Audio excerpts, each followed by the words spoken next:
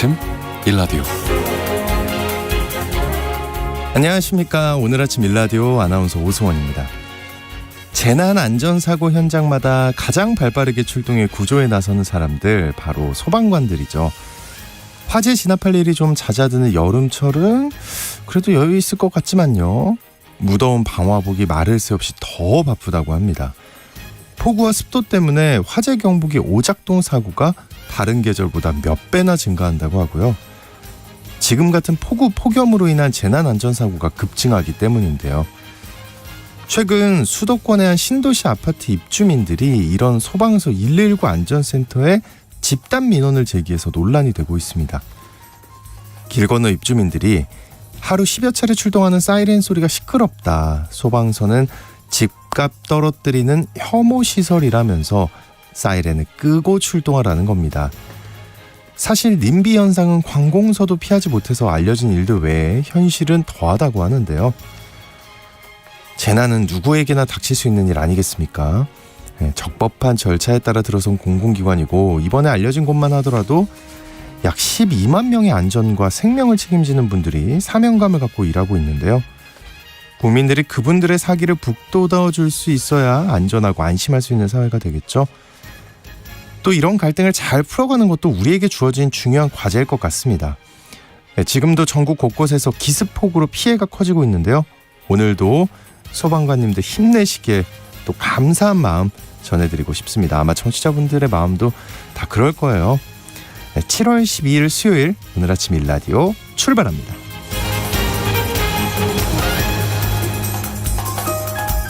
오늘 아침 일라디오, 이 시간은 물론 KBS 일라디오의 모든 프로그램은 유튜브 KBS 일라디오 공식 채널이나 모바일 콩 어플리케이션을 통해 실시간으로 함께 하실 수 있습니다.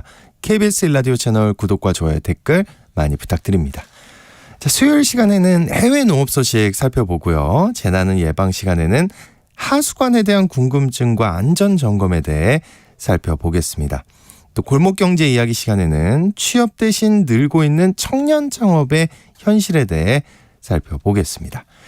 자, 청취자 여러분들 참여하실 수 있는 오늘 퀴즈는요, 길거리에 수많은 이것의 철제 뚜껑들이 설치돼 있죠. 이것은 수도관, 하수관, 다양한 전선 등을 정비하기 위해 지상과 지하를 연결해주는 수직 구멍인데요. 스마트폰을 보면서 길을 걷거나 요즘처럼 비 많이 올 때 각별히 주의하셔야 합니다.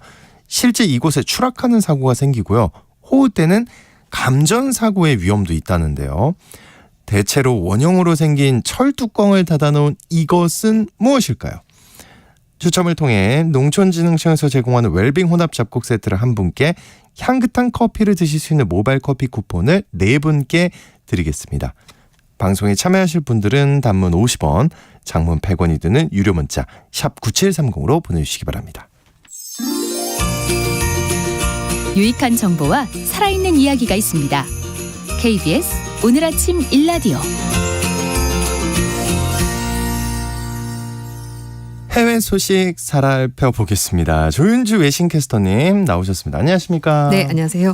네, 우크라이나 전쟁 이후에 국제 곡물 가격이 올랐다는 소식 여러 차례 전해드렸는데요. 이제는 하락한다는 소식이 전해졌습니다. 네. 네, 세계 식량 가격이 2달 연속 하락세를 기록했다고요? 네, 맞습니다. 지난달에 이어서 세계 식량 가격이 5월달이어서 6월달까지 2달 연속 하락세를 기록했습니다. 다만 육류 가격은 약간 올랐는데요.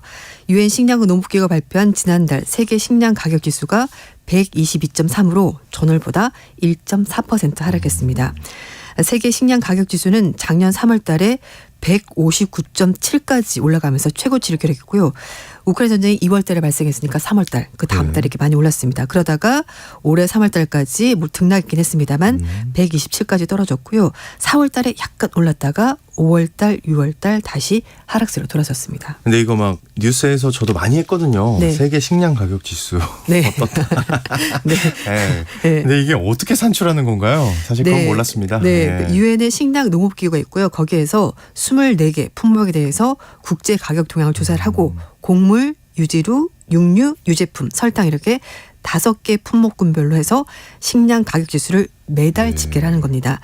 이 지수는 2014년부터 16년까지 평균 가격을 100으로 두고 이제 비교를 하는 건데요. 그러니까 100으로 두고 본다면은 그때보다는 전반적으로 가격이 다 올랐다라고 보시면 되는 겁니다. 네. 설탕 가격 지수가 전월대 157.2를 기록하면서 이제 약간 내리긴 했습니다만 설탕 같은 경우는 브라질에서 사탕 수소화기 원활히 진행되고 있고 또 세계 2위 설탕 수입국이 중국인데요. 중국 수요가 감소했기 때문에 이렇게 네. 가격이 조금 내렸다고 합니다.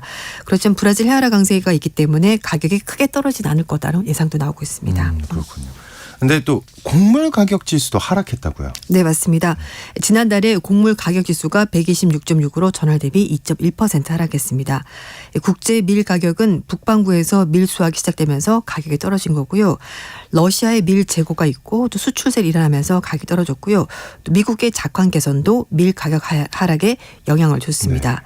그리고 옥수수는 아르헨티나, 브라질에서 수확이 진행되면서 일시적으로 공급량이 증가했고요. 미국의 주요 옥수수 산지에서 가뭄 때문에 지난달 말에 다소 이제 이게 약간 해결이 되면서 국제 가격 다시 떨어졌습니다. 쌀은 수요가 감소했고요. 파키스탄이 쌀 수출 확대 정책을 하면서 가격이 떨어졌습니다. 네. 그리고 유지류 가격은 115.8로 2.4% 전월 대비 떨어졌는데 팜유, 해바라기 씨유 가격이 하락하면서 대두유, 유채유 가격은 약간 오르면서 전반적으로 유지류 가격은 떨어졌습니다. 유제품 가격은 116.8로 전월보다 0.8% 하락했고요. 육류 가격은 117.9로 전월보다 0.1% 올랐습니다. 가금육은 조류 인플루엔자 확산에 따라서 공급량이 저조한 상황에서 동아시아 국가의 수입 수요가 증가하면서 국제 가격이 약간 올랐고요. 돼지고기 가격은 이 유럽연합 등 주요 생산 가격의 공급량이 감소하면서 가격이 약간 올랐습니다. 네. 소고기는 호주에서 수출 가능 물량이 증가하면서 가격 떨어졌습니다. 네. 반면에 중국에서는 올 들어 돼지고기 가격이 폭락해서 네. 정부에 비상이 걸렸다고요. 맞습니다. 세계에서 돼지고기를 가장 많이 생산하고 가장 많이 소비하는 국가가 중국인데요. 네. 올해 들어서 중국의 돼지고기 가격 30% 급락했습니다. 이제 비상에 걸린 상황인데 물가 상승률이 갈수록 둔화하는 디플레이션. 그러니까 중국 경제가 경기 침체되는 것 아니냐라는 경고등까지 네. 켜졌는데 거기서 돼지고기 가격까지 떨어지면서 더욱더 주목을 받는 건데요. 중국이 한 해 소비하는 돼지고기가 전 세계 소비량의 절반입니다. 엄청나게 많이 네. 먹습니다. 그래서 이 물가도 돼지고기 가격에 따라서 영향을 받을 수밖에 없는데 중국 정부는 돼지고기 수급 관리를 강화하면서 가격을 좀 끌어올리겠다고 하고 있습니다. 최근에 중국의 경제기획부처인 국가발전기획위원회가 생돼지 가격을 최대한 빨리 합리적인 범위 안에서 끌어올리겠다고 밝혔는데요. 그래서 비축량을 좀 더 많이 구매하고 저장을 하면서 이제 시장에 나가 있는 그 물량을 좀 끌어들이겠다, 확보하겠다는 겁니다. 그러면서 정부가 돼지고기 생산 능력과 가격 통제를 지속적으로 강화해서 양돈 시장의 안정적인 운영을 촉진하겠다고 설명했습니다.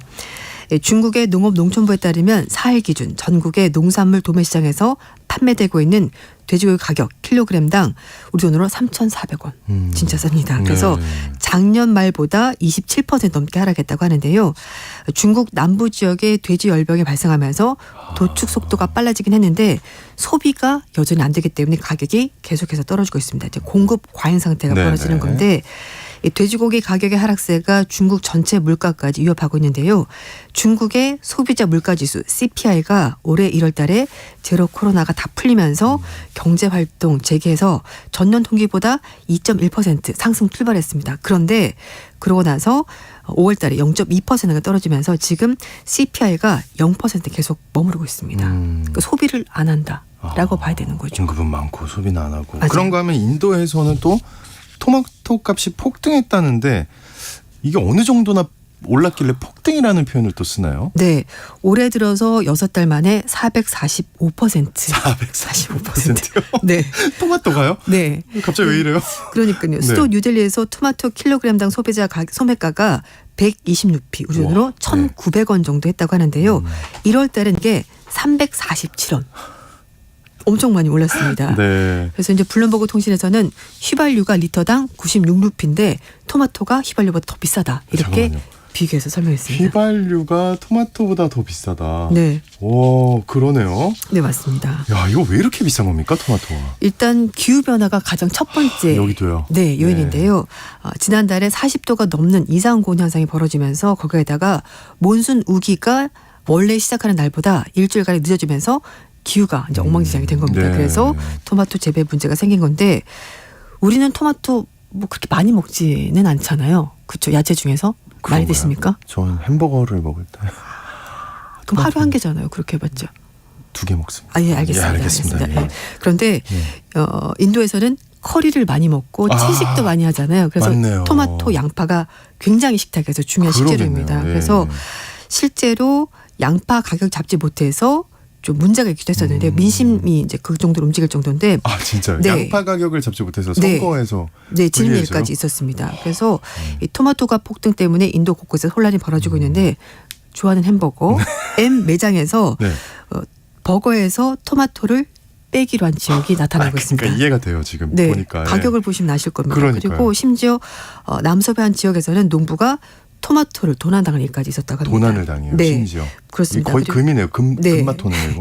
그래서 소셜 미디어에서는요, 네. 토마토 1kg 주면 아이폰 주겠다. 에이. 물물 교환하자. 아, 가끔. 장난으로. 네, 그렇게 올라오고 있다고 하여튼 하거든요. 뭐그 정도라는 거잖아요. 네, 맞습니다. 그래서 일단 재배 지역 내 생산량이 줄어드는 6월, 7월 이제 될 것 같고 그리고 10월부터 11월까지 통상 오르는데 일단 8월 달에 토마토 수확이 좀 더 많이 되면은 가격이 약간 떨어질 수 있을 것이다라고 설명을 하고 있습니다. 네.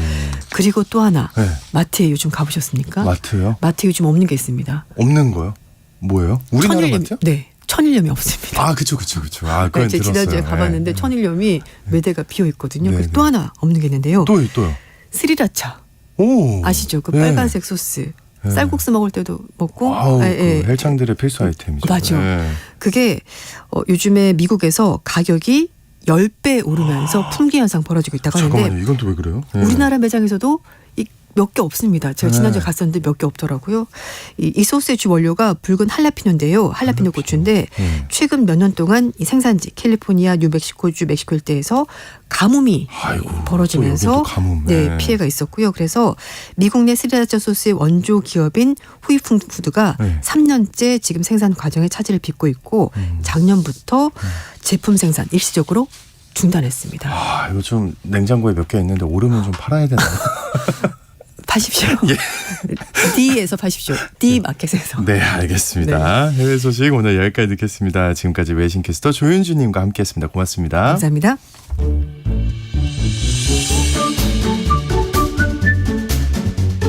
아침을 여는 기분 좋은 습관 KBS 오늘 아침 1라디오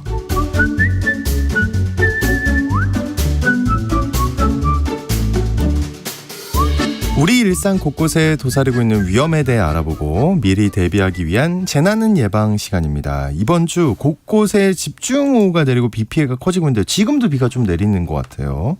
네, 지난주에 이어서 장마철 각종 사고로 이어지기 쉬운 하수관 안전점검 요령에 대해서 알아보겠습니다. 대한민국 산업현장교수단 최명기 교수님 나오셨습니다. 안녕하십니까? 예, 안녕하십니까? 지난주 방송 시간에 하수관, 우수관 이런 거에 대해서 알아봤는데 방송을 듣고 청취자분들께서 매우 궁금해하시는 부분이 도로상에 설치되어 있는 관로 중에 어떤 게 우수관이고 오수관인지 오수유관인지 구분할 수 있느냐는 질문이 많았습니다. 이거 어떻게 구분할 수 있죠? 굉장히 많이 궁금하시죠? 되게 저는 근데 솔직히 말해서 이렇게 반응이 있다고? 너무 전문지가 아닐까? 전문적인 얘기만 하나 우리가 그랬는데 네. 감사드립니다. 네. 관심에 일단 예. 네. 우수관과 이제 오수관을 확인하는 방법은요. 네. 도로 위에 설치되어 있는 그 맨홀 뚜껑을 보시고 확인이 가능합니다. 뚜껑이 있어요. 네네. 네. 보통 우리가 도로변이라든지 인도를 가시다 보면은 이제 맨홀 뚜껑들이 있잖아요. 네. 이제 거기를 보시고 되게 되는데 실제 이제 그 맨홀은 그 용도에 따라서 약간의 특징들이 좀 있어요. 그래서 뭐 맨홀 뚜껑에 뭐 글씨 같은 게 좀 새겨져 있고요. 네. 그리고 또 모양도 약간씩 틀립니다. 그래요? 다 네네. 동그라미 아니고요? 예. 그리고 좀 전에 말씀드렸던 것처럼 그 맨홀에는 그 맨홀을 관리하고 있는 그 관리 주체들이 표시가 돼 있어요. 예를 들어서 뭐 우수관이냐 또는 오수관이냐 또 뭐 상수도관도 있잖아요. 그리고 뭐 한전이나 통신주도 쪽 있고요. 그래서 이제 오수관 같은 경우에는 기본적으로 그 맨홀 뚜껑에 오수 이렇게 글자가 써져 있습니다. 예. 아마 자세히 가시다 보면은 뭐 오수로 이렇게 글자가 써져 있고요. 그리고 통상적으로 오수관 같은 경우에는 맨홀 뚜껑에 이렇게 구멍들이 없어요, 이게요. 이제 그 이유는 아무래도 이제 그 오수관 같은 경우에는 거기서 이제 올라올 수 있는 그런 악취들이 있거든요. 그래서 이 악취 때문에 이제 그 빗물이 그 맨홀 안으로 들어가면 안 되기 때문에 네. 통상적으로 이제 구멍이 이제 없는 이제 그런 형편이 되겠습니다. 근데 지금 빗물 얘기 나와서 말인데 6시 25분경에요. 남해군 지역에 호우 경보가 발효됐다고 합니다. 지금 기상 그쪽에 계신 분들은 기상 상황을 좀 자세하게 확인하고 미리 좀 준비를 하셔야 될 것 같습니다. 알겠습니다. 그 좀 뚜껑 위에 보면 이제 글자로서 예. 확인할 수 있다. 오수관은 오수라는 글자와 구멍이 없는 특성이 네, 있고 그렇죠. 그렇다면 우수관은 어떻게? 우수관은 통상적으로 이제 빗물 등을 하천이라든지 이제 강으로 흘려 보내는 관인데요. 네. 우수관은 오수관과는 좀 반대로 이제 우수 이제 그 맨홀 뚜껑에 이제 우수라는 또 글자가 써져 있어요. 굉장히 쉽죠 구분하시기가. 오수관은 오수, 우수관은 우수 이렇게 글자가 이제 써져 있고요. 반면에 이제 우수관 같은 경우에는 맨홀 뚜껑에 우리 옛날에 연탄 보면 구멍이 뻥뻥 뚫리는 것처럼 네. 우수관 맨홀 뚜껑에는 그 구멍들이 이제 뚫려 있습니다. 이제 그 이유는 아무래도 지표면을 타고 흐르는 이 빗물들이 빠른 시간 내에 우수관을 통해서 뭐 하천이나 강으로 이게 나가야 되는 거잖아요. 그래서 이제 그 빗물을 좀 최대한 빠른 시간 내에 이것을 갖다가 배수출시키기 위해서 이제 구멍이 뚫려 있는 거죠. 정리를 좀 해드리면 우수관은 구멍이 좀 뚫려 있고 네. 그다음에 오수관은 구멍이 없다. 네. 그래서 이제 만약에 이런 구멍이 우수관에서 구멍이 없다 그러게 되면 물이 못 빠져나가잖아요. 그렇죠. 그럼 도로가 침수되겠죠. 그러면 도로가 파손이 될 가능성이 있기 때문에 일반적으로 우수관에는 맨홀 뚜껑에 이제 구멍이 있는 게 우수관이다 이렇게 정의를 하시면 되겠습니다. 네. 그런데 이런 하수관과 우수관 맨홀들이 잘못 설치돼서 그러니까 설치가 잘못돼서 피해를 일으키는 경우가 많아요. 그렇죠. 가끔 이제 아파트 입주를 할 때 네. 과연 하자가 있느냐 없느냐 요즘 되게 이제 문제가 많이 되는 게 요즘 아파트 너무 하자가 많죠. 문제가 많이 되잖아요. 아 이게 진짜 믿기질 않아요. 네. 왜냐하면 2020년대 한국에서 이런 일이. 네. 네. 네. 그래서 이제 아파트 입주할 때 이제 하자가 있느냐 없느냐를 점검하기 위해서 공동주택 입주자들이 이제 사전 점검을 갖다 하는 그런 제도를 네, 하고 네, 있습니다. 네, 네. 그래서 이제 특히 이제 이 우수관, 오수관 부분에 대해서는 오늘 이제 방송 드리는 것을 충분히 이해를 하시고 사전에 이제 점검하실 때 이런 측면에서 점검을 해주시면 될 것 같아요. 오, 그래요? 공사 중에 이제 우수관과 오수관 그 맨홀을 설치할 때 이 설치 높이가 잘못되어 있는 경우가 있어요. 뭐 그렇게 어려운 건 아니거든요. 그러니까 네. 맨홀 뚜껑을 보시고 이게 지표면을 기준으로 했을 때 지표면보다 위에 있느냐 또는 지표면보다도 밑에 있느냐. 꺼져 있냐. 네, 이걸 이제 확인하시면 되는 거죠. 네. 일반적으로 이제 맨홀 뚜껑보다도 좀 낮게 있는 것들, 이것은 이제 우수관 같은 경우들. 그러니까 우수 맨홀은 실은 지표면이나 도로면보다도 상당히 낮게 설치가 된다. 이렇게 이해를 하시면 되겠습니다. 물이 들어와야 되니까. 그렇죠. 왜냐하면 물은 위에서 밑으로 흐르는 그렇죠, 거잖아요. 그렇죠. 그러니까 역으로 우수관이 높게 있으면 물이 들어가지가 않겠죠. 그렇죠. 예. 그러면 이건 우수관 역할을 제대로 못하는 거거든요. 그래서 우수 맨홀 같은 경우에는 조금 지표면을 낮게. 기준으로 했을 때보다도 상당히 좀 낮다. 그리고 반면에 이제 오수 맨홀들이 있거든요. 네. 오수라고 써져 있고 구멍이 없는 것들. 네. 그럼 오수 맨홀은 빗물이 들어오면 안 되거든요. 왜냐하면 오수 그 맨홀 자체에는 보면은 이제 빗물이 들어오게 되게 되면 이걸 처리를 하려고 보면 양이 되게 많아지거든요. 빗물이 들어오게 되면. 끔찍한데요. 그러면 이제 뭐 하수 처리장 이런 게 있잖아요. 네. 그럼 여기에서 처리하려고 보면은 이제 비용들이 많이 수반이 되는 거죠. 그래서 통상적으로 오수 맨홀 같은 경우에는 지표면보다는 위에 있다. 그러니까 대부분 뭐 도로에도 있을 수가 있고요. 또는 인도에도 있을 수도 있고 또는 화단에도 있을 수가 있는데 대부분 이런 원리를 다 적용을 하게 되는 거죠. 그런데 아마 점검을 쭉 하시다 보면 이게 반대로 설치되어 있는 경우가 상당히 많습니다. 그래요. 예, 아마 시청자분들께서 네. 청취자들께서 아마 걸어다니면서 한번 보세요. 그러면 우수 맨홀이 좀 위에가 설치가 돼 있고 반대로 오수 맨홀이 갖다가 밑에가 설치되는 경우가 있는데 이건 잘못 설치되어 있는 거죠. 네, 그렇다고 혹시 확인한다고 도로에 있는 거 보시면 안 됩니다. 네, 갑자기 걱정이 되는데. 예. 그래서 네. 이제 이런 그 원리를 실은 이제 공사하시는 분들이나 또는 설계하시는 분들이 이해를 하시고 이렇게 설계를 하신다든지 또는 공사를 하셔야 되는데 실은 공사하신 분들이 이런 것들을 좀 무관심해서 잘못 설치하는 경우가 있기 때문에 실제 사전 점검할 때 이런 부분을 점검을 좀 해주시면 될 것 같습니다. 그러네요. 그 외에도 또 빗물바지 같은 배수 시설 설치가 잘못돼서 사고 위험성이 크다고요. 네네. 이것도 무슨 얘기입니까? 도로상에 이제 빗물이 이렇게 빠져나갈 수 있도록 이제 빗물바지 일명 이제 우수바지를 설치를 하고 있는데요. 네. 이걸 설치를 잘못해서 이제 교통사고라든지 실은 인명사고가 나는 경우가 종종 좀 있습니다. 예를 들어서 네. 우리가 이제 그 설계를 한다든지 공사를 갖다 진행하는 과정에서 도로를 보게 되면 횡단, 그러니까 우리가 네. 차량이 진행을 하고 있는 방향에서 이제 수직 방향, 이 횡단 방향을 보게 되면 빗물 이 횡단보도 쪽 예를 들어서 이제 그런 거죠. 그러니까 횡단보도상에서라든지 또는 이제 도로 어떤 그 단면을 보게 되면 이게 이제 편경사를 주로 이제 갖고 가요. 평경사. 예, 그러니까 경사 그 기울기 자체가 빗물이 빠지도록 경사를 주고 있거든요. 네네네. 예를 들어서 뭐 편경사다 그러면 한쪽은 높게 되는 거고 한쪽은 낮게 되는 이런 부분이 좀 있습니다. 특히 이제 곡선부 같은 경우 그러니까 곡선을 돌 때는 이 차량이 밖으로 밀려 나가려고 하는 이 원심력이 작용되기 네. 때문에 이런 것들을 막기 위해서 이제 한쪽으로 편경사를 주게 돼 있거든요. 네, 바깥쪽을 좀 높이기 위해. 네, 그렇죠. 네. 한쪽은 높고 한쪽은 낮고. 네. 그럼 물은 당연히 높은 곳에서 밑으로 빠져나가니까 아무래도 경사가 낮은 쪽에 이런 빗물바지를 설치를 해야 되는 게 기본 원리겠죠. 네, 어떻게 잘못되는지 알겠어요. 그런데 가끔 가시다 보면은 이렇게 곡선부 쪽에서 보면은 그 낮은 쪽에 보면은 빗물바지 설치를 해줘야 되는데 그렇죠. 이런 부위에 빗물바지 설치를 하지 않고 반대쪽에. 반대쪽에 설치되는 경우도 있고요. 네. 또는 그 외에 보면 이 빗물바지 설치가 돼 있다 보니까 거기에 물이 고이잖아요, 이게요. 네. 그러다 보면 이제 뭐 사람이 걸어갈 때 차량이 주행하는 과정에서 물이 튕긴다든지 또는 뭐 차량이 진행하고 있는 중에 물이 튕겨서 반대편 차선에 그 차량에 이렇게 네, 넘어가면 넘어간다든지 위험하죠. 위험하잖아요. 네. 갑자기 핸들을 튼다리 했을 그렇죠. 때 사고가 날 수가 있잖아요. 네. 특히 이제 겨울철 같은 경우에는 이게 또 얼어요. 네. 눈이 이제 마찬가지 녹게 되는 거니까요. 그럼 이제 얼어서 이게 또 사고가 난다든지. 근데 이거 잘못 설치했어요, 만약에 네. 누군가가. 네. 이거 수정하기 어렵지 않나요? 결국은 이제 관련 주체에 이야기를 하셔가지고요. 이건 좀 안전상의 문제가 있다라고 이제 민원을 제기를 하셔야 되겠죠. 야, 이거 알아야만 보이네요. 그렇죠. 아무래도 모르신 분들은 이게 왜 여기서 굉장히 물이 튕기지? 그렇죠. 또는 왜 여기서 갖다 미끄러지지? 이렇게 생각을 하시게 되는데 이런 어떤 그 문제를 갖고 있다는 거죠. 그리고 이제 또 문제가 횡단보도 있잖아요. 우리가 네. 신호등에서 건너는 횡단보도. 그럼 횡단보도 건너는 그 입구 쪽에 역시 또 빗물바지가 또 설치되어 있는 경우가 종종 있습니다. 횡단보도 입구 쪽에 예. 빗물바지. 네네. 가끔 한번 보실 수도 있어요. 네.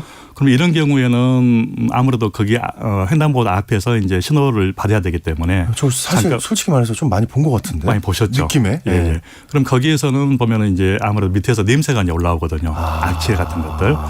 그다음 또 하나는 이제 거기 빗물바지 이제 스틸 그레이팅이라고 하게 되는데 네. 철망 같은 것들. 예. 그러면 거기에 뭐 유모차 바퀴가 빠진다든지 또는 여성분들은 야, 그 생각 못했네. 그렇죠. 또 여성분들은 하이힐을 신잖아요.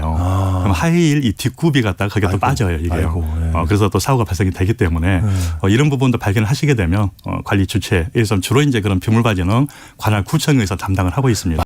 생각해 보니까 네. 횡단보도 앞에 있을 필요가 없고 조금만 옆으로 가도 되는 건데. 그렇죠. 예. 이런 것들 진짜 생각도 못했습니다. 그리고 땅 속에 막 여러 관들이 있잖아요. 어떤 관들이 매설되어 있는 거예요? 아무래도 눈에는 잘 보이지는 않죠. 네. 그런데 땅 속에는 수많은 그런 지하 매설물이라든지 또는 지하 구조물들이 매설이 되어 있습니다. 자, 대표적으로 지하 매설물 그러면 오늘 말씀드렸던 뭐 우수관 또는 오수관, 오수관. 그다음에 이제 우리가 물도 먹어야 되는 거잖아요. 상수도관, 그다음에 뭐 전기라든지 통신이라든지 또는 가스라든지 뭐 송유관 또는 온수배관 엄청나네요. 굉장히 많죠. 예. 이런 많은 그런 사회 간접 시설들이요. 네. 땅 속에 매설되어 있고요. 그 외에 아마 이제 전력구나 뭐 통신구나 뭐 지하철, 환기구라든지 또는 지하 주차장 뭐 이런 것들이 이제 땅 속에 매설이 돼 있죠. 그런데 이제 통상적으로 이제 공사하는 과정에서 이런 어떤 지하 매설물이 과연 땅 속에 있느냐 없느냐 확인을 하고 공사를 하셔야 되는데 이걸 이제 잘못 이제 파악을 했다든지 또는 공사 중에 무관심해서 이걸 이제 건드는 경우가 있어요. 뭐 굴착기를 이용을 해서 이제 땅을 파는 중에 이 관을 갖다가 이제 파손시키는 경우가 있잖아요. 뭐 갑자기 공사하는 중에 뭐 상수도관을 건드려서 파열이 됐다. 그러면 아침에 출근하려는데 물이 안 나와요. 아이고. 네. 굉장히 난감하겠죠. 네. 또는 뭐 전기나 통신 자체가 또 끊겨요, 이게요. 그럼 굉장히 국민들 입장에서는 불편한 점이 많잖아요. 그래서 이런 지하 매설물 현황을 좀 파악을 하고 공사하는 중에 과연 영향이 있겠느냐 없겠느냐 이런 것들을 확인한 상태에서 공사를 실시할 필요가 있겠습니다. 그렇군요.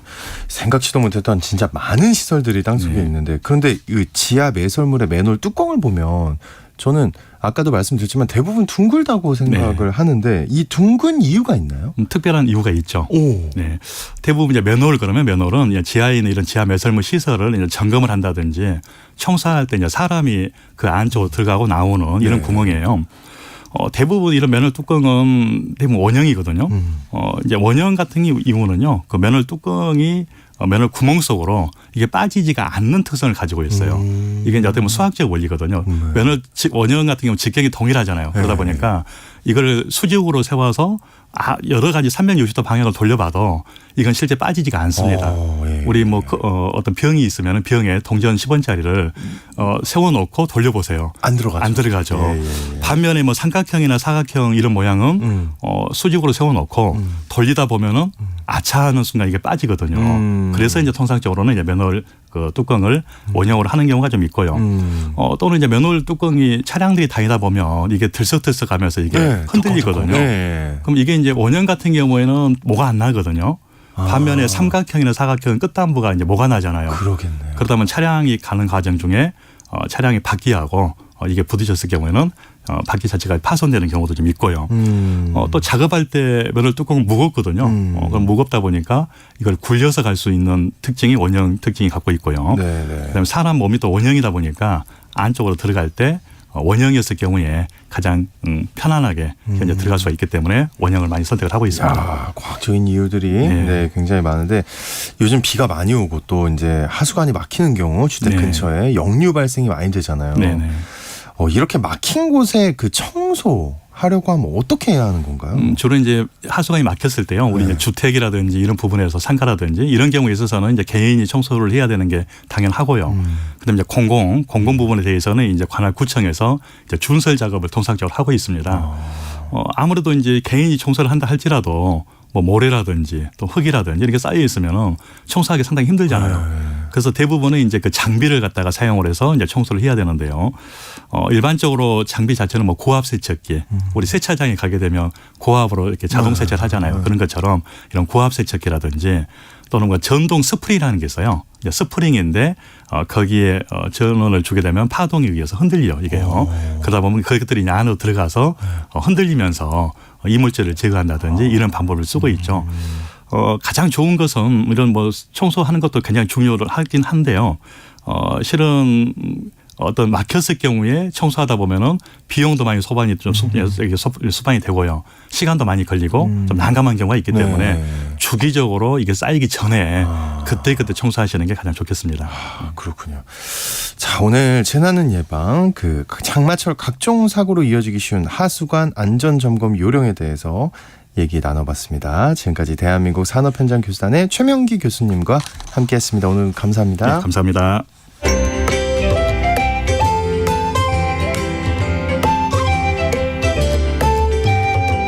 상쾌한 하루의 시작. KBS 오늘 아침 1라디오.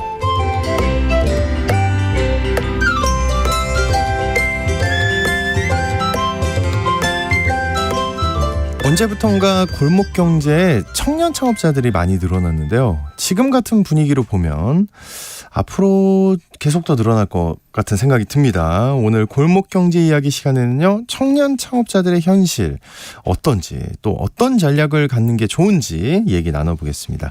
창업통TV의 김상훈 대표님 나오셨습니다. 안녕하십니까? 예, 안녕하세요. 김상훈입니다. 네.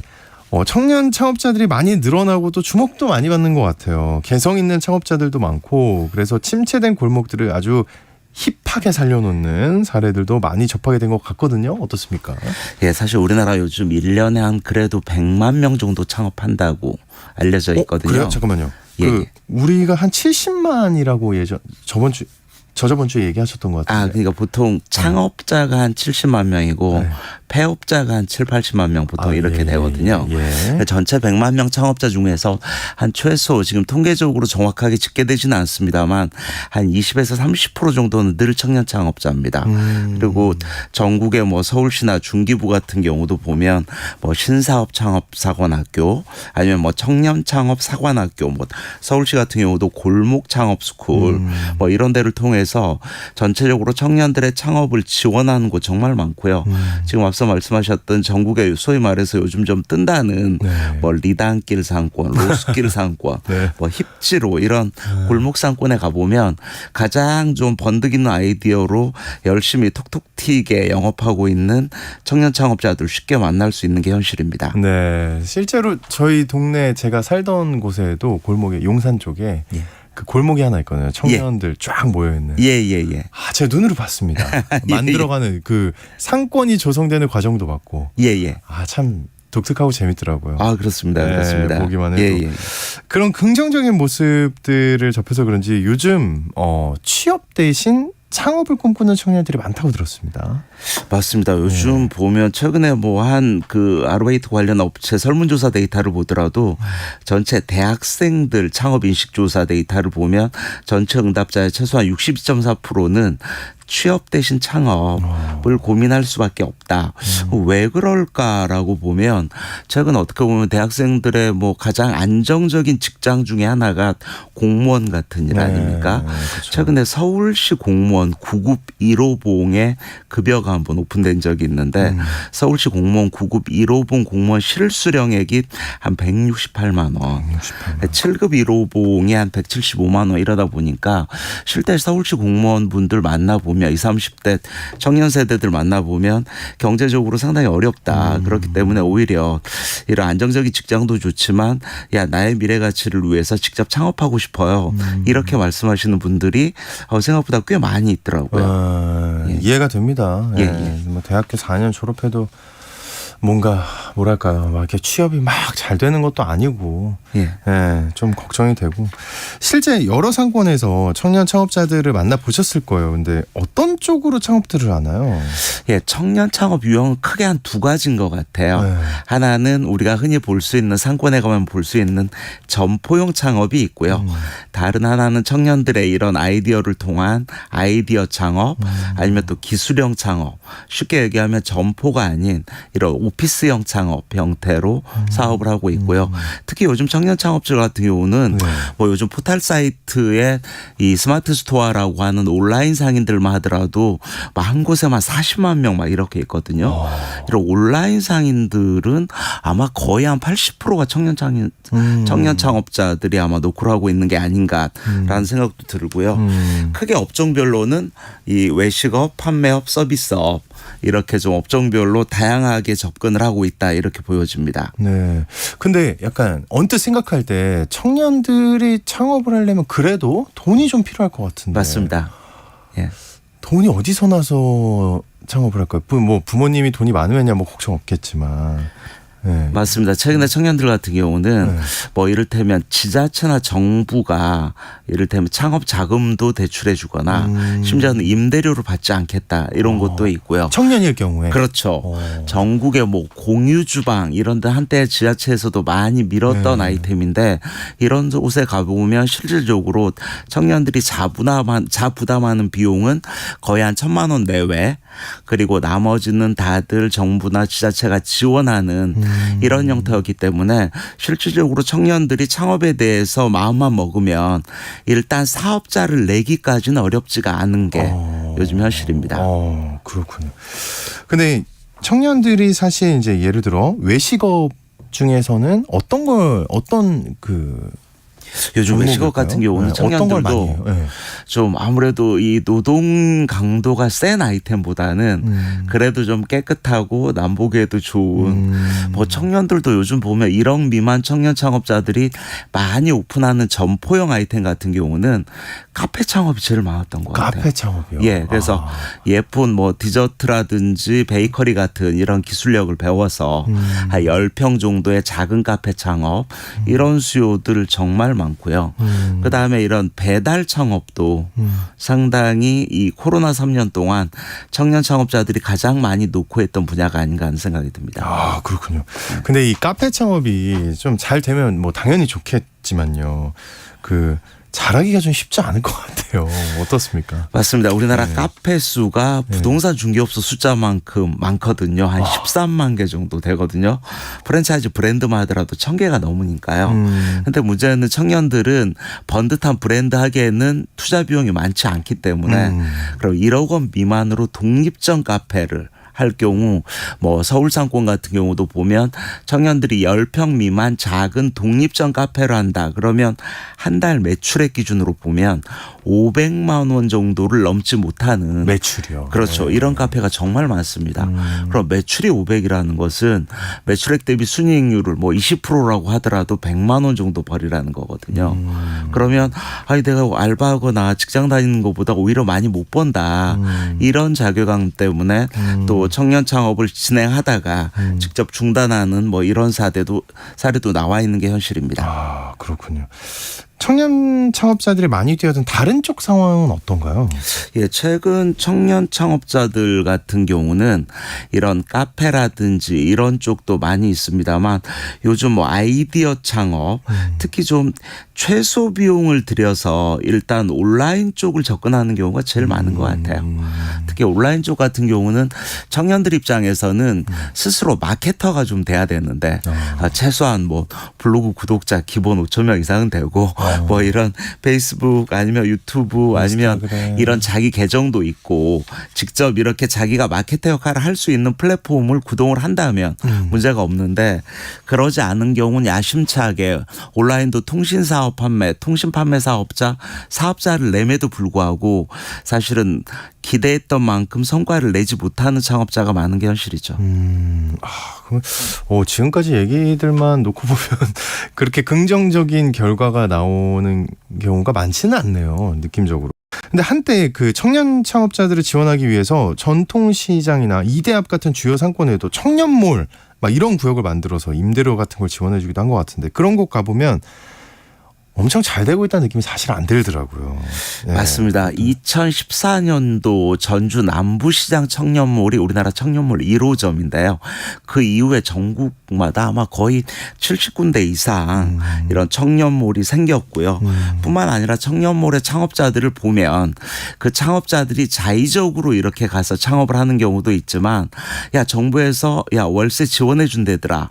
야 여기 청년몰에 가면 야 작은 비용을 들여서 오픈할 수 있다. 대더라 이런 얘기를 듣고 준비 없이 청년 창업 시장에 뛰어들었다가 성과를 못 내는 경우도 있고요. 전통 시장에 오픈하는데 카페 창업자들도 있단 말이에요. 그러니까 물론 전통시장 상권에도 얼마든지 카페 수요가 없는 건 아니지만 뭐 엊그저께도 경동시장 청년몰에 갔더니 우리나라 경동시장 그러면 전통적인 한약재 전통시장 이런 독자성이 있는 전통시장인데 거기에 가보면 카페라든지 그런 경동시장의 그 특성과 무관한 아이템들도 많이 있고 이런 거 보면서 야 이제는 좀 청년 창업은 정부에서 너무 과도하게 권장할 사항인가 이런 개인적인 좀 의견도 있습니다. 오히려 충분히 준비된 청년들은 열심히 하면 성과를 내거든요. 근데 등 떠밀려서 창업한다. 이런 느낌을 갖고 하시는 분들은 야 의외로 성과를 못 내는 청년 창업자도 늘고 있는 게 사실이죠. 그렇군요. 너무 좀 청년들이 급하게 좀 쉽게 창업을 생각하는 것 같다는 생각이 드는데 그런 부분은 좀 신중해야 합니다. 예. 어떻게 해야 될까요? 좀 창업을 다른 전략으로 접근할 수 없을까요? 좀 길고 멀리 좀 봐야 된다고 보면. 예. 맞습니다. 저는 요 청년 창업자 같은 경우는 좀 빠르게 우리 한국인들의 습성이기도 한데 빠른 창업보다는 무조건 느린 창업해야 됩니다. 느린 창업. 그렇죠. 네. 어느 상권에서 하다못해 김밥집 하나를 오픈하더라도 김밥집 가게에서 최소 6개월 이상이라도 해봐라. 직접 일을 해보면 어느 정도 전문성도 쌓이고 자신감도 생기거든요.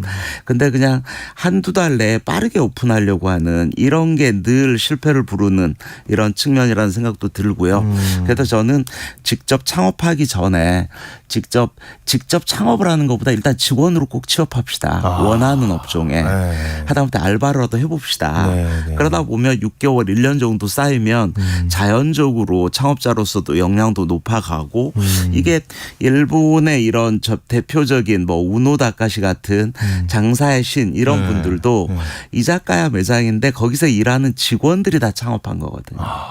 그리고 또 직원들이 창업하면 아들 점포라고 하고 또 그 아들 도와주고. 점포에서 노하우를 배워서 창업하면 손자 점포가 되고 이런 식의 창업 풍토도 아마 한번 좀 눈여겨볼 필요가 있다라는 생각이 듭니다. 네. 가장 핵심적인 말씀을 해주신 게 아닌가. 만약에 혹시나 지금 약간 창업을 고민하는 분들이 있다면 일단 그 업종에서 6개월 이상. 그렇죠. 네, 열심히 이래야 된다. 네, 좀 현실적인 조언이 아닌가 하는 생각이 듭니다. 오늘 골목 경제 이야기 시간 청년 창업의 현실 그리고 어떻게 보면 정말 중요한 조언을 해주셨다고 생각이 듭니다. 창업통 TV의 김상훈 대표님과 오늘 얘기 나눠봤습니다. 고맙습니다. 예, 감사합니다. 네. 6시 50분을 기해서요. 거제 통영시 지역에 호우 경보가 발효됐습니다. 해당 지역 주민분들은 비 피해가 없도록 각별히 주의해 주셔야겠습니다. 자, 오늘 퀴즈의 정답은 맨홀이었습니다. 2222번님. 번호 너무 좋은데요? 맨홀입니다. 장마철에 역류로 많은 사고가 나죠. 장마철 특별히 조심해야 될 것 같아요 하고 보내셨고요. 2118님 정답 맨홀입니다. 이렇게 비가 내리는 날은 더 조심해야 하죠. 예. 진짜 다시 한번 말씀드릴게요. 거제 통영시 지역분들 진짜 비 피해 없도록 정말로 신경 써서 주의 부탁드립니다. 예, 중복 당첨 여부 확인 후에 홈페이지에 당첨자 올려놓겠습니다. 오늘 모두 사고 없는 기분 좋은 하루 되길 바라겠습니다. 내일 뵐게요.